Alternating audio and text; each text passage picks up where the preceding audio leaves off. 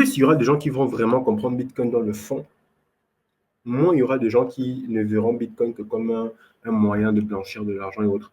Je vais raconter une petite anecdote. Récemment, j'ai justement participé à un événement et je parlais justement du Bitcoin à des banques locales, des microfinances locales. Je ne vais pas citer leur nom.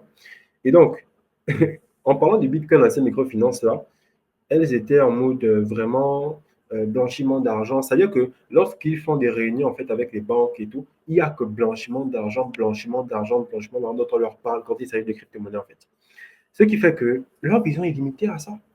Donc, je les comprends quelque part parce que en réalité, les régulateurs et ceux qui ont le mot de l'ordre en haut, il n'y a que ça qui leur donne.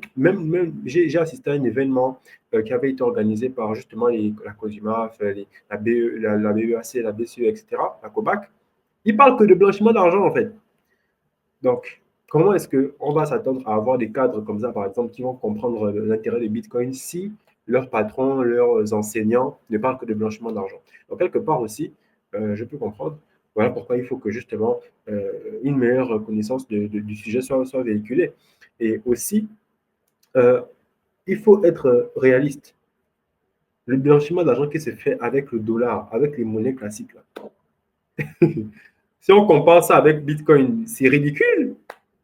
Ce sont des personnes qui. Je vais prendre une vidéo que j'avais vue sur TikTok. Un jeune garçon qui disait que ouais, c'était l'argent de la drogue qui avait permis de résoudre la crise de ce prime.